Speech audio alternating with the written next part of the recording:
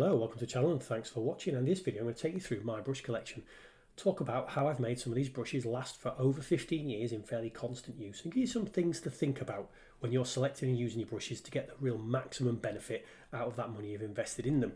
So I'm going to put these to one side for now and talk really about this set, which is the Citadel Masters Set that was released about 17 years ago, just as an example really to say how long you can make things last.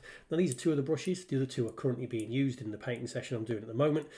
And that just goes to show that these are genuinely still in use this far down the line. One of them's in not such great condition, this one here, which about 18 months ago I talked about. I bought some Artist Opus cleaning products, did a review on those and talked about how I'd used the wrong paint with this brush and managed to finally ruin its tip. We'll talk about how that happens fairly shortly. Firstly though, we'll talk about the two main types of brushes. The first one, we said here, this is a natural hair brush made out of sable. Varying types of sable, peaking really at the Kolinsky sable that your top end brushes are made out of.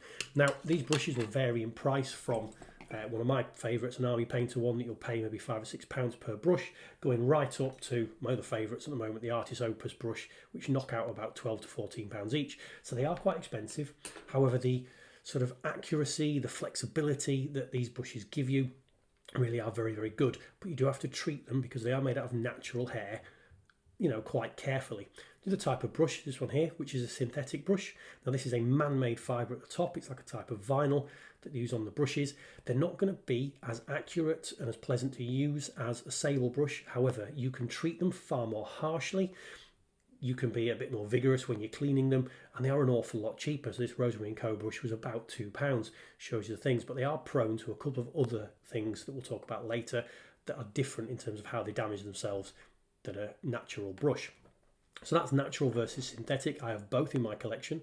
People I know only use synthetic and other people I know only use a natural brush. I tend to use both, but for very different purposes.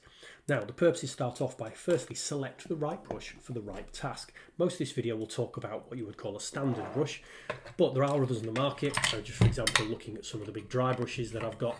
Again, dry brushing is a particular painting technique which we won't go into today, but it involves, you know, battering the brush around, might be doing some stippling, that kind of thing, which does a lot of damage to a brush if you use the wrong one. You wouldn't use this brush for doing, you know, eyeballs on a Space Marine, so don't use your small, thin brushes for doing techniques like dry brushing and stippling, that kind of thing, because you will break them. Use an appropriate brush. We'll talk a bit more about that later. So I will focus in this video really on what you would call a standard brush. And as an example, we'll use the Artist Opus ones for that. So this is the Artist Opus set that I've been using for about 18 months. Now when I bought this set, I reported one as being damaged because it had a bit of glue leaking out the ferrule, and they replaced it for me, which you would expect given the value any fault in an expensive brush you need to be saying. So because they'd replaced it, I then used the two identical brushes over the last 18 months for two very different purposes. So this one you can see has already lost its tip because this has been my base coating brush, my kind of do anything, go anywhere brush for base coating, but not for other techniques. And we'll talk about the differences between the two. Now let's talk about paint selection. When you come to paint, this is a sort of standard Vallejo dark red paint, doesn't really matter. Paints are built up full of pigments, and it's the pigments in the brushes and how you use it that can really start to damage the brush. And that's a natural thing. You're not going to stop all damage. But when you're painting, the pigment builds up in the bristles, in the head of the brush. And it will naturally start to open out these fibres gradually through the painting process. And as you paint, it's about keeping as much pigment out of the brush as possible, just getting it onto the model, not letting it build up too much, but it always will build up slightly. The other main thing when you're painting is to keep any paint going into the ferrule of the brush. Where this is attached, it glues down the fibres and it gives it its shape. So if you ever get any paint going into this metal ferrule, it will start to break up and the tip will start to peel open. That also happens with water, but not to the same extent. So it's all about keeping paint out for the most part. Now, what do I mean about paint in the head of the brush? So every paint has got a certain level of pigment in it. A standard paint, I would just start painting and I would quite happily use a well-pointed brush like that, knowing I could get maximum detail effect out of it, and I might be, say, edge highlighting or just standard painting. There are certain paints, though, that have a lot more pigment in them.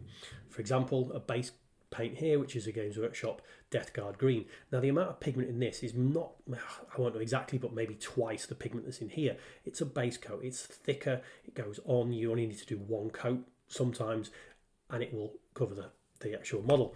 Problem with that is you will get more pigment building up in the head of your brush. It's harder to get out of the bristles and therefore starts damaging it slightly more. So when I'm doing base coats and doing just the first layer of a model, you'll tend to see me use an older brush that's like lost its tip and lost its point. Now in the case of these Artis Opus brushes, I deliberately started base coating with this brush even though I knew it was going to damage it fairly quickly, because look, it was an extra one that I'd got and this was one I paid for. So this is like the best brush, this is the base coat brush. So when I start a project, I'll typically base coat with an older brush that's maybe lost its point to keep the longevity, use the next layer where I might only be putting some edge highlights on and not really exposing the brush to too much, or I might use a normal paint with that style of brush. So base coat, standard. The next paint to talk about really, I would say, is ink washes. Now you can put an ink wash, these are just two types, on with your very nicely pointed, very good brush. The problem with that is it soaks the wash up into the bristles and can go into the ferrule of the brush. So the ink wash, for a different reason, will start to damage the fine point on your brush. So I'd always recommend your base coat brush is what you might want to use your shade or your washes on, really, to get that longevity. And that's just another thing for them to do. I'd say the same thing with Games Workshop contrast paint. Don't use your best brushes for that because of the nature of how you put the paint on. Next paint to talk about, metallics. Now this is where, for me, synthetic brushes come into their own, because metallic paints, the pigment works in a slightly different way. You've got small metal flakes inside that paint, and again, these metal flakes will get into the bristles of your brush. In fact, I think there's some bronze in there that I didn't clean out properly last time. I'll peel this apart. I wouldn't dare do this with a sable brush. And you can see some of those flakes in there. Hopefully it's shot on camera. So I use a synthetic brush with metallics because then you're not going to damage, again, your sable brushes. The last type of paint to talk about really is very Games Workshop specific, but technical paints like Nurgle's Rock, for example, or you might do Nylak Oxide. And I would always try again to use your base coat brushes with these, a brush that's lost its point, for longevity. Now it's important, whichever paints you use, you keep your brushes super clean whilst you're painting it, and I'll show you how I do that in a second. So let's get these tidied away. The other thing to note is that this is just a pot that I keep some of the brushes in, not all. I use some in the boxes, different styles, and I've just cut some shapes out there to fit the army painter in. I would never ever put a brush stood up like this into this pot until it is thoroughly dried, because again, water can get into the ferrule and damage it. Not as fast as if paint gets in there, but it does do some damage. So I'll put these things away and then we'll slide the painting mat over and talk you through the next stages.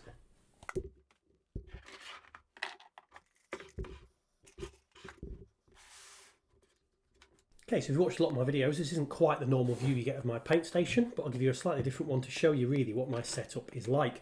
Now the one to mention is this brush here. This is obviously just a Citadel starter brush that I've sliced the top off. Now I do have one of those in this painting cup. Now these are exceptionally cheap brushes that came free 7 years ago maybe with one of the Conquest magazines, I think it was, and I just use this if I'm going to do some real messy dry brushing or for getting paint out.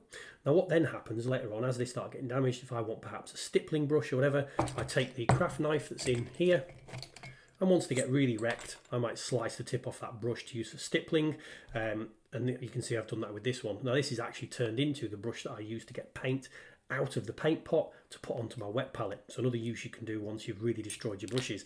The other good reason to have a craft knife knocking around in your brushes is if you get a stray bristle that's peeling out from the head and you can't get it to go back, you might just want to slice off a single hair from that brush to really make it keep its shape. Just another thing to think about there. Now, when you're painting, as I said, you would get the paint from your pot using an old manky brush, and then it's on your wet palette. Now, I'm just using currently 3 brushes that I've been doing the base coats on my Death Guard with for Horus Heresy. I used the white one for painting, what's the Artis Opus one, for painting the white stage, and then for some whatever reason I just felt like moving on to these brushes.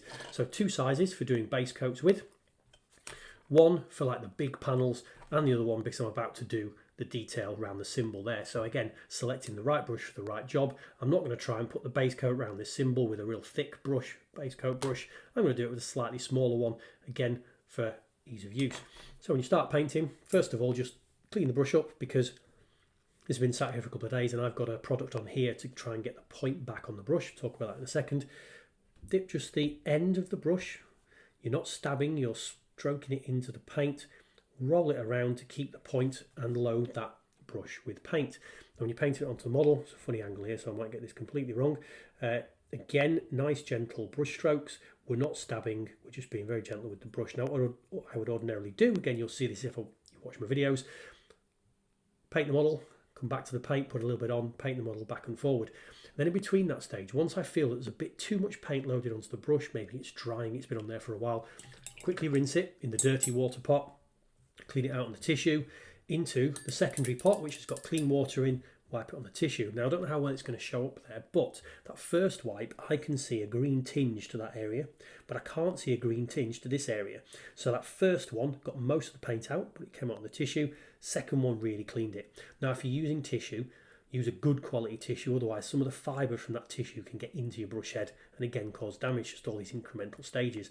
Now before I start painting again, you need to brush back to a point. Now you can do that after your clean water stage by rubbing it into your hands, but I've been painting for years, I've got that dirty habit of sucking the brush to a point. Now you would then continue painting, continue with that water process as you were going.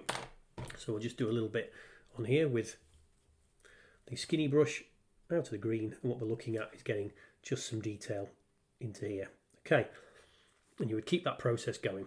Now at the end of every painting session, to prolong the life of your brushes, you need to give them a good clean, not just with the water that you've seen, but use some sort of brush soap. This is obviously an incredibly old brush soap, just for this example. So into the water, into your brush soap, again, a very shallow angle when you're rubbing it on the soap. You're not stabbing, you're treating this very carefully. And put some soap on all the brushes. After that, clean it out. You may wish to use your fingers if you can see any flakes of paint that have built up there and stuck in the head of the brush. So we're looking at the base, get it away from the base, get it away from the head of the brush, and clean water. And that really could be where you leave it. Another thing you can do is use products like the Artist Opus or the whatever, some extra brush cleaners. I will do that at the end of every week. After I've probably painted with the brushes for a solid week, I then tend to finish it one project a week. Not currently, this is taking me quite a while because I'm doing 20 models in a batch and I've been away for work a lot. But at the end of a normal week, I will do a thorough clean on top of what I've just shown you with a product like the Artist Opus one that's been a personal favourite for the last year. And at the end of that, when I'm going to store the brushes, either between projects or maybe overnight for a couple of nights, I'll use something like Green Stuff World Brush Repair Gel. You can just use hair gel for this. Okay, and you put a little bit on the end, and this is why I put it in water to start with, because it will generally have this sort of thing on which needs to be brushed out or washed out before you start using the brushes. So that will just put it to a point and it will set fairly solid and it will just help to maintain the point. But like I say, you can go and buy a £2 pot of hair gel to use on a natural brush, because that literally is all this kind of thing is. Do that, keep them to one side until they dry, and then store them in the box or stand them up into that mug that you've already seen, and that will keep them going for potentially an awful long time. So that is really how I treat my brushes whilst I'm painting. Also at the end of a week I'll do a real thorough clean. Keeping them clean is the key part, and that literally genuinely is how I've managed to make, again, this Artist Opus brush lasts for 18 months, how I've made these last 17 years. It's all about careful use of your brushes, selecting the right brush for the right task, thinking about the paint you're going to use and how that's going to impact your brush and your technique whilst you're painting. Just a quick one to mention I forgot earlier is you'll see I quite frequently do a dirty ink wash on my models. That's one of the better brushes to use. So again, don't go using one of your base brushes or your good brushes for big ink wash sections. Big fat dry brush is always a good idea. I hope that made some kind of sense. If it did, like, comment, subscribe, all that YouTube jazz, and hopefully I will see you on another video.